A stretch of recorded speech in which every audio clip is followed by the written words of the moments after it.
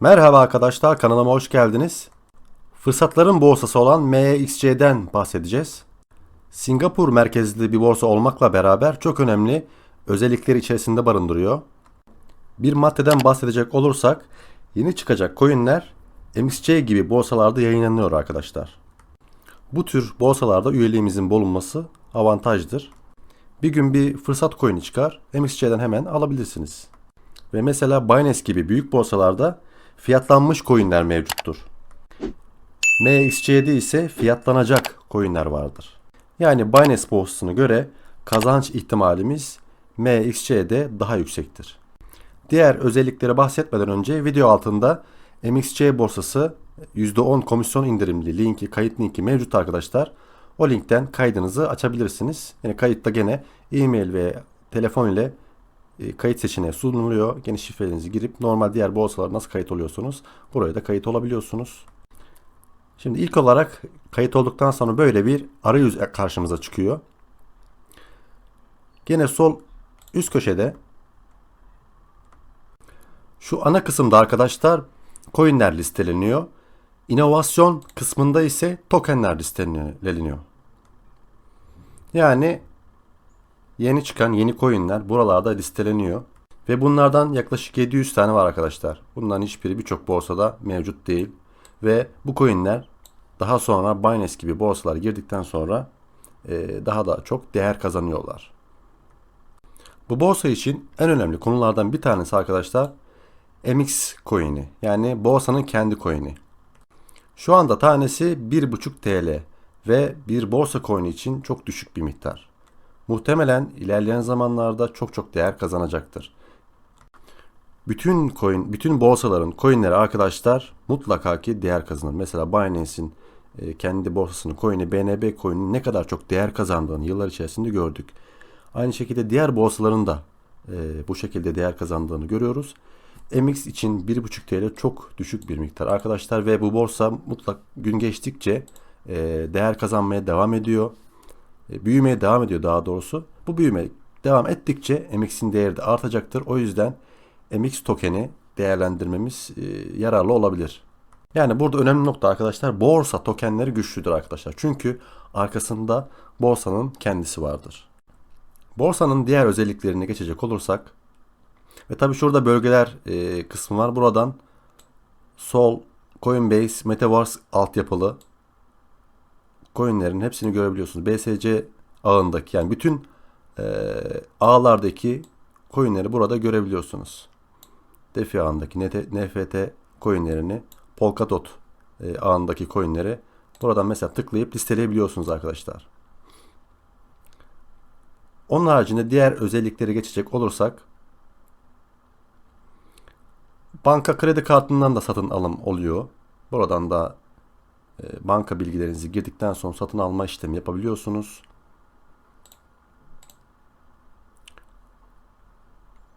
Ticaretten spot'a tıkladığımız zaman da bildiğimiz spot alım satım işlemi buradan gerçekleşiyor arkadaşlar. Sağdan istediğimiz tokeni arayabiliriz. Mesela MX yazdığınızda MX token çıkıyor. Bu ortadaki de zaten bildiğimiz grafik. Kullanımı gayet ideal. Şuradan dakikalar ayarlıyoruz. Temel, profesyonel. Mesela şu an TradingView ekranı açıldı. Şuradan FX bölgesinden de indikatör ekleyebiliyoruz arkadaşlar. Mesela Bollinger Bandlarını ekleyelim.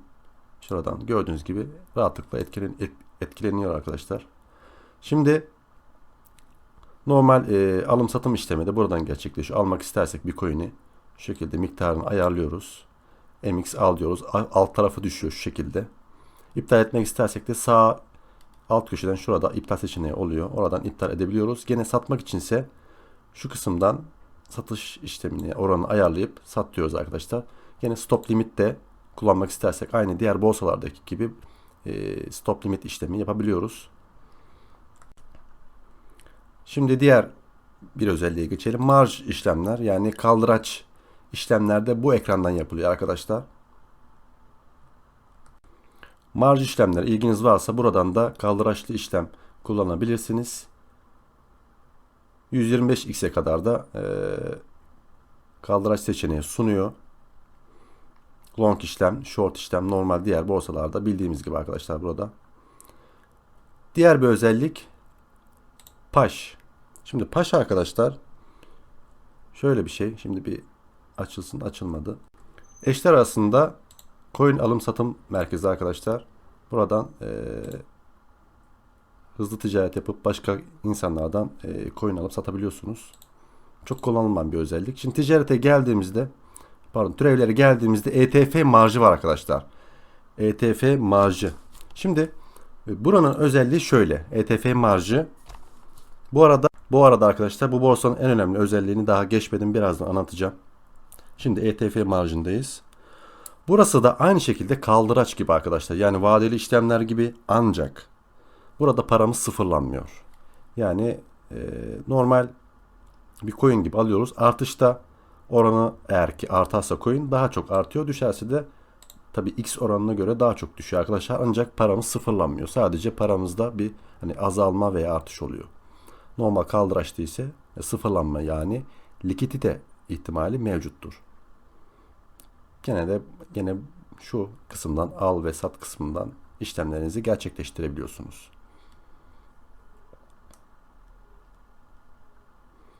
Şimdi diğer bir özelliğe bakalım şurada.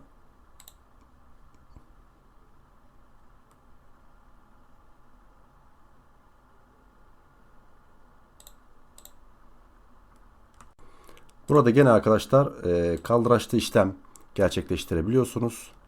Şöyle sağa doğru yaparsak, evet, long short kısmı mevcut. Burada gene özellikleri, buradan X'ini ayarlıyorsunuz. Çapraz izol olarak ayarladığınızda gene long short işlemleri gerçekleştirebiliyorsunuz burada. Şimdi en önemli özelliğe geçelim arkadaşlar. Bu borsanın en önemli özelliği Kickstarter arkadaşlar. Kickstarter'ın özelliği nedir arkadaşlar? Şimdi MXC borsasında listelenecek coinler ilk aşamada burada yayınlanıyor. Ve biz burada yayınlanacak olan coinlere oy veriyoruz. Yani mesela işte oy verirken işte USDT yatırıyoruz. Mesela 20, 50 istediğimiz kadarlık bir yatırma işlem yapabiliriz. Eğer ki oy kullandığımız coin borsada listelenirse bize o aldığımız coin'den hediye olarak veriyor. Tabii ki yatırdığımız USDT'leri de geri alıyoruz. Eğer ki listelenmezse de gene o yatırdığımız coin'i, yani USDT'yi geri alabiliyoruz. Yani bu ne demek? Listelenecek coin'e mesela oy verdik. O coin listelendi. Borsada. Sonra belki de değerini arttıracak. Durduk yerden bir hani sıfırda hiçbir şey yapmadan bir kazanç elde edebiliriz.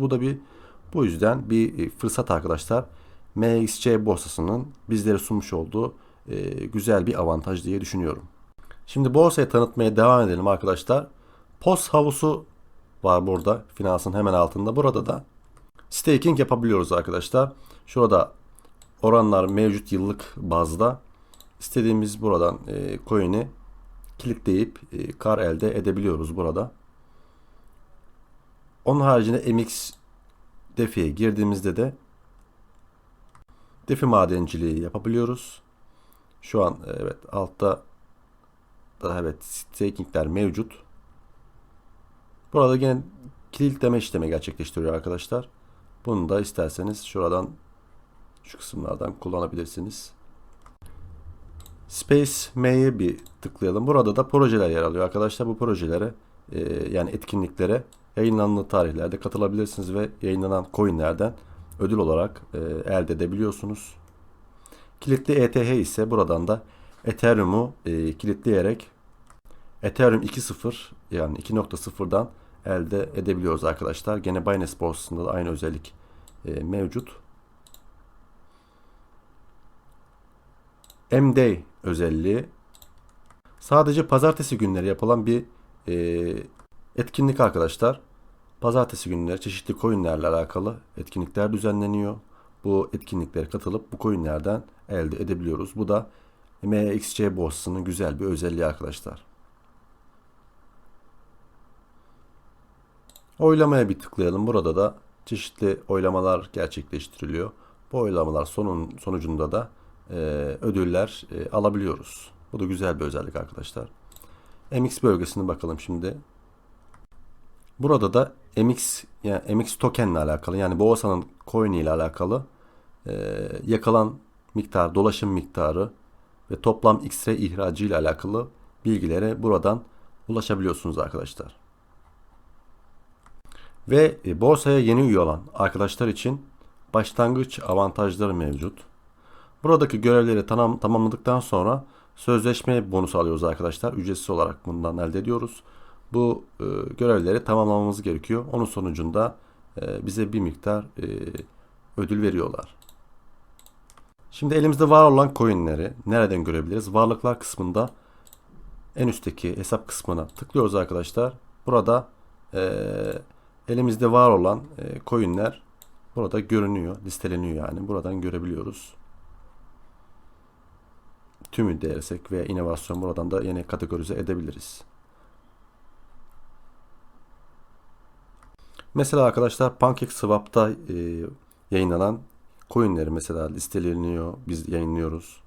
Daha sonra o coinler PancakeSwap'tan sonra mesela hangi borsalara giriyor? Bazıları Gate.io'ya giriyor, bazıları MXC borsasına giriyor, yani bu borsaya giriyor. İlk önce kesinlikle yani Binance borsasına girmez. O yüzden bu borsada bir üyeliğimizin olması bir avantajdır. PancakeSwap'ta mesela satın aldıktan sonra buraya aktarım işlemi gerçekleştirebiliriz. Veya burada sıfırdan da çıkan birçok coinler oluyor. İçerisinde fırsat coinler oluyor. Zamanla birçok artış gerçekleştiren. Birçok açıdan avantajlı bir borsa bence arkadaşlar.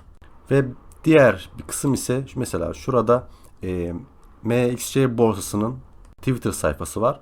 Burada ne oluyor arkadaşlar? Mesela takip ederseniz eğer Global MXC borsasının global sayfasını, burada token duyurularını görebiliyoruz. Token duyuruları yapılıyor burada. Onun haricinde burada bazı etkinlikler düzenliyorlar. O etkinliklere katılarak da ödüller kazanabiliriz. En başta dediğim gibi de yayınlanan coinlerden de yayınlandıktan sonra erken vakitte, yani daha mesela coin diyelim yayınlandı, değerlendi. Biz burada ilk başta görürüz. Daha erkenden satın alabiliriz. Yani bu da daha bir bizlere avantaj sağlar. Borsanın genel özellikleri bu şekilde arkadaşlar. En önemli noktalar ise şunlar. Fiyatlanmamış coinler bu borsada yer alıyor. Birincisi, MX token çok değerlenecek. Bundan alabilirsiniz. Bu ikincisi. Kickstarter bölümünde oy kullanıp ödül kazanabilirsiniz. Yani coin kazanabilirsiniz. Bu üçüncü. Ve diğer ödüller, yani etkinliklere katılarak da mesela Twitter veya borsanın içerisindeki diğer etkinliklere katılarak da birçok ödüller kazanabiliyorsunuz.